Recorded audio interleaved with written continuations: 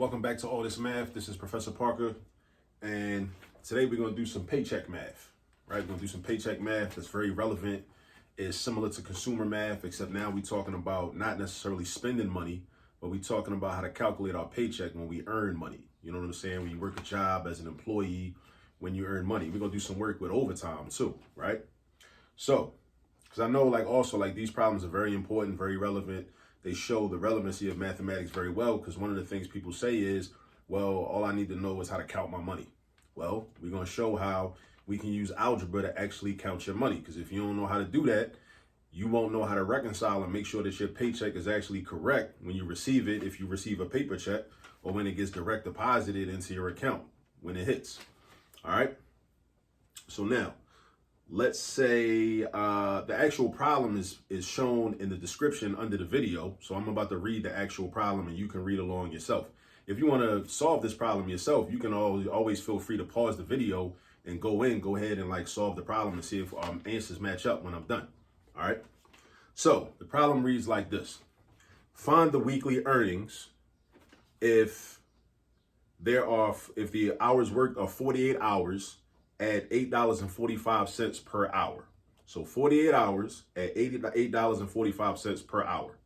And the overtime rate is double time. Now, usually, back in my day, overtime was time and a half, right? But in this particular problem, the overtime rate is double time. So maybe it's like a holiday. Maybe they're trying to incentivize even more heavily, entice people to come in and work overtime, work extra hours, which a lot of employers will do. All right, so again, find the weekly earnings if in 1 week an employee works 48 hours. They work 48 hours in 1 week at $8.45 per hour. All right, and overtime rate is double time. So it's a little bit you got to know, a little bit of prior knowledge you got to have in order to do this problem. So you got to know that, and actually this might vary by employer, right? I worked for a company one time where our straight time was 30 hours. 30 hours a week was full time.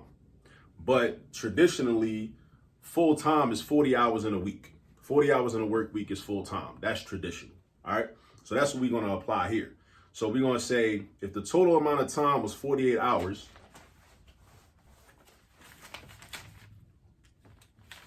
let's write that on the board. So we got 48 hours, right? And out of that 48 hours, the first 40 is going to be straight time. Right, straight time meaning the hourly wage of $8.45. So for every one of the first 40 hours, you're gonna make $8.45. So what we're gonna do is we're gonna calculate the amount of straight time, and then so what's the difference between 40 and 48? That's 8. So that means you get 40 hours straight time, and then you get 8 hours overtime. 40 hours straight time, and then whatever's left over, that's overtime. So then you got 8 hours for overtime. Now, this is how we calculate the money. This is how we get to the money, right? Your hourly wage was $8.45. So you're gonna do the 40 times $8.45. Right? Now, let's go ahead and do that. So 40 hours times $8.45. I use my calculator for that. Make sure you have a trusty scientific calculator at a minimum. Make sure you know how to use it, how to type in the numbers, how to do multiplication, and all of that. So 40 times 8.45, don't forget the decimal point, 8.45 is going to equal $338. All right, that's $338. So that's your straight time. That's your regular pay. You earn $338 for your straight 40 hours, right? Now, but for your overtime, you don't get paid $8.45 for overtime. Remember, the problem says you get double time for overtime. Double meaning you multiply this rate by 2. Multiply this rate by 2. You double it. So it's going to be times 8.45 times 2. So we double this, right? We could do this mentally. 8 times 2. So we can just double each of the parts of the dollar amount. So this is $8.40, 5 cents. $8.40, 5 cents. When you combine it all together, you get $8.45, right? So you double the 8, you get $16. You double the 40 cent, you get 80 cents. You double the 5 cent, you get 10 cents. So it's going to be 16 plus 80 cents plus 10 cents, which is $16.90. So this right here is $16.90. So just think about that for a minute. That means when you work in overtime, instead of getting the 8.45, you're getting 16.90. All right, because you're getting double time. That's what double time means. All right. If it was time and a half, which many employers use time and a half, it would be 8.45 times 1.5. 1.5 time and a half.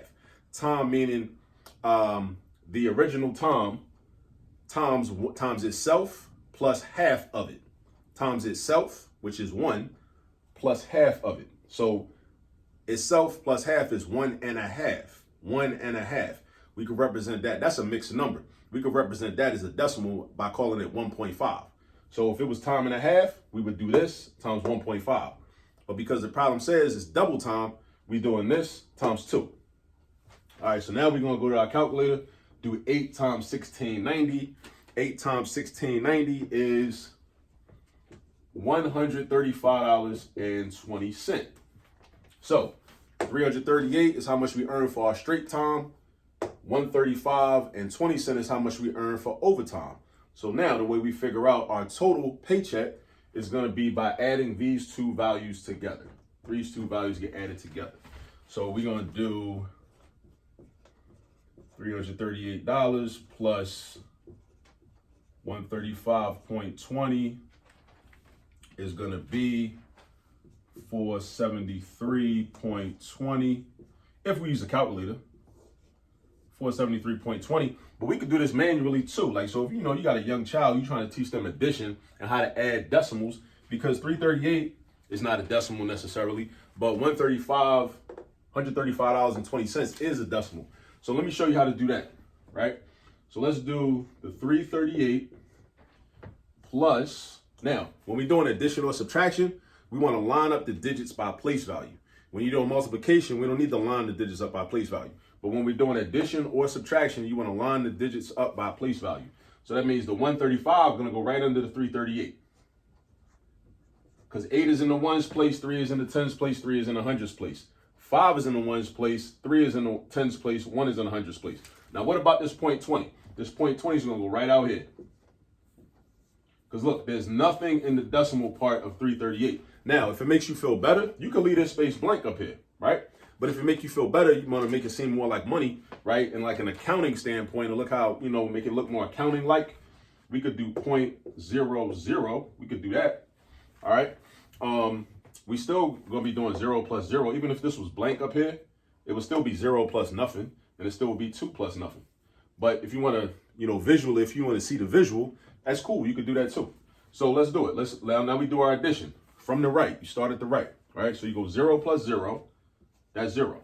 Then you go 0 plus 2, that's 2. Bring your decimal point down. Bring your decimal point down, right? When you do addition and subtraction, you got to line the digits up by place value. And the decimal point's got to be lined up too. Then you do 8 plus 5. 8 plus 5, make sure you know your addition facts. 8 plus 5 is 13, right? So 8 plus 5, you're going to put the 3 and then carry the 1 to the next column. Carry the 1 to the next column. So then we're going to do, and it don't matter which order you do the addition. And I can start up here and do 1 plus 3 plus 3. Or I can start at the bottom and do 3 plus 3 plus 1. It don't matter because it's something called the commutative property. When we do an addition, the order that we add the numbers in don't make a difference. All right. So 3 plus 3 is 6. 6 plus 1 is 7. And it looks like I'm about to get the same thing I had. So that's like verification that my answer is right. And then we do 3 plus 1, which is 4. So yeah, so that's how you do your addition using the traditional method, vertical addition, right? Stack the numbers on top of each other. You know what I'm saying? So we got $473.20. So in this scenario, if you work 48 hours a week or in a week and your hourly wage is $8.45 and they paying double time for overtime, remember, traditionally, overtime is any amount of money, any amount of hours in excess of 40 hours. All right? That's what overtime is traditionally, So we got the 338 for the first 40 hours. And then we got 135.20 for the next 8 hours, right? Because it was double time, because you're not getting paid $8.45 per hour. You're getting paid $16.90 per hour. Why? Because like I said, it's double time. Meaning you take the original wage and you multiply it by 2, $16.90. So make sure you know how to do this. You know what I'm saying? So because if you're a teenager, you're about to start working your first job, you want to always make sure your money is right. You want to make sure your money is straight, right? If your money's not straight, then you need to email somebody in human resources or in the payroll department or something like that. But you want to make sure your money is straight. All right, so you want to be able to calculate how much you should have on your paycheck. Now, of course, this is gross. This is gross. This is not net, right? Because this does not take into account taxes, FICA, any other deductions that might come out of your paycheck. It does not take into account that. But your gross amount in this situation, in this problem, should be $473.20. All right, and it's just a little bit of paycheck math. All right, but definitely practice these types of problems. Also, before I go, I want to definitely give a shout out to this ancestor, Steve Biko, Bantu Steve Biko, who was a revolutionary freedom fighter from the country of South Africa, or Azania, previously known as Zania. Definitely check out one of his books, which is a collection of his writings called I Write What I Like. I Write What I Like. Steve Biko was a medical school student who was also a revolutionary, met his untimely death at the hands of prison guards in Azania, South Africa, back in the, I want to say the early 1980s or the late 1970s. I need to do my research and verify that. But definitely familiarize yourself with Steve Biko. Check out some of his writing. He has an excellent book, which is a collection of essays called I Write What I Like. I Write What I Like. There also is a movie that is not solely about him. It's about a white news reporter who developed a relationship with Steve Biko in terms of following the work that he was doing in terms of his activism in the country of South Africa. The book is called Cry Freedom, and the movie was called Cry Freedom. In the movie version, Denzel Washington plays Steve Biko, so you might want to check that out too. But definitely check out I Write What I Like, okay? And also there's some other books that have been written about Steve Biko, some biographical texts about him as well. But definitely, if you never heard of Steve Biko, it's a good thing you watched this video, because now you heard of Steve Biko now. So now you can go do your research, gather some information, and, enable that to enlighten you in your existence. All right, I'm going to check you on the next video. Peace.